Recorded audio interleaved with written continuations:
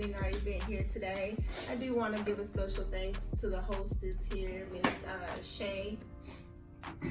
Anyways, we come here with Taquadrian Scott, who's going to give you jewels. I'm telling y'all, it's gold. Like, y'all got to listen, take notes. Yeah. And then, so presenting the speaker of the hour, Mr. Taquadrian Scott.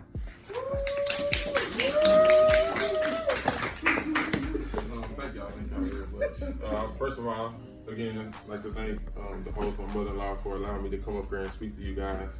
Secondly, I'd like to thank you guys for coming out and attending this afternoon, sharing some of your time with us today. So what I'm going to be doing is just talking very shortly about finances and credit with you guys. But before I get started and going into any details, there's two things that I always emphasize when speaking about credit, finances, or pretty much anything in life. And if you watch or you subscribe to my YouTube channel, you probably know what I'm about to talk about. But those two things are discipline and consistency. Discipline and consistency will not only take you far with your finances or credit, but pretty much anything in life. Those are two things that I pride myself on, two things that I live by, and it's helped me tremendously in pretty much anything that I do. So I feel it's very important to mention those two things first before I get started. But I'm going to start off talking about finances. But before I get into any details about that, I do want to ask a few questions real quick. And just by a show of hands, if anybody was taught as a child growing up at home about finances, could you please raise your hand? You got one person. What about school? Was anybody taught about it at school? About managing money, saving money, anything like that? A little. A little. They taught you about the Pythagorean theorem and checkbook and how to do all that balancing and stuff. So, that's unfortunately our reality. We aren't taught that at school. We aren't taught that at home for most of us. So that's what I'm up here for. I want to at least spark that change and get the conversations going, not only for us in this room, but for the youth. I just had a child. I want my daughter to know about credit and know about finances before she's thrown out into the real world and, kind of have everything just messed up. So, like I said, that's what I'm here for. I'm going to be talking to you guys about that. And to me, the thing about it with money, finances in general, it's not really about making money. All of us know how to work. We know how to earn money. The problem is keeping it and managing it. And the saying goes, it's not about how much you make, but it's about how much you can keep. And so with that being said, the first thing I want to talk to you guys about with finances is saving. And the first thing with saving, probably the most important thing, is having a savings account. And some of you might be thinking like that's a known, but some people don't have a savings account. When I first started teaching about this stuff on YouTube, I had a lot of young people, some older, that told me they never had a savings account. They never were taught, they never seen their parents talk about savings, so they never had a savings account. It's very important to have that for several reasons. It keeps your money separate from your everyday money. So if you have one account and you're trying to save, it's kind of hard to differentiate those funds, because let's say, for example, you're trying to save $500, but you got this one account with $1,200 in it. How do you know what's your $500 out of that $1,200? Versus having a savings account, you can keep that separate and still have what you shop with every day, and you can also keep track of it and watch it grow. And one of the ways that I learned to save my money, and it's a book I read in college called Rich Dad Poor Dad. And it teaches you to pay yourself first. That's one thing that I've lived by for the last 4 or 5 years. It's helped me pay my car off in college. It helped me purchase my first house at the age of 23 years old. And pretty much. When you say pay yourself first, what do you mean?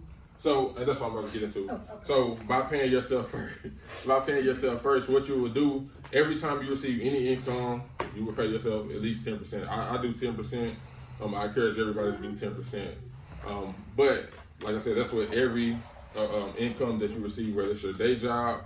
I referee, I got side hustles. Even with side hustles, every time I get an income, I put 10% of that into my savings account, and I do it every single time. With that, you have to be disciplined. You have to be consistent, as I spoke about earlier. So let's say you get paid $1,000 for your paycheck. You would do that $1,000 times 10%, which will equate to $100.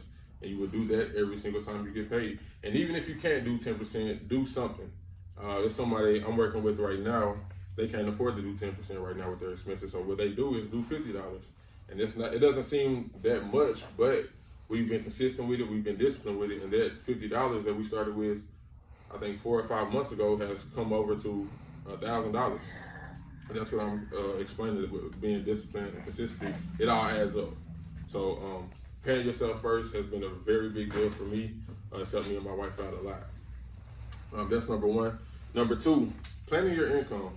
I always say, I said it on one of my YouTube videos, everybody makes a plan for our money except for us. Everybody right now is on their cell phones or have a cell phone. Sprint, Verizon Wireless, whoever your cell phone provider is, they make a plan for your money one day out of every month. Walmart makes a plan for your money. Everywhere we spend our money with, they make plans for our money. Why don't we make a plan for our money? And my wife and I, we do this every Wednesday before we get paid every other Friday. And what planning your income looks like is taking your income, whether you're single, whether you're in a relationship, taking those incomes, and then, so for example, me and my wife, we get paid on the same day. We combine our incomes. So we have our income, and today is December 21st. We know we don't get paid until the next 14 days. So within those 14 days, we find out what do we have to pay. We know we have to pay mortgage, so we deduct that.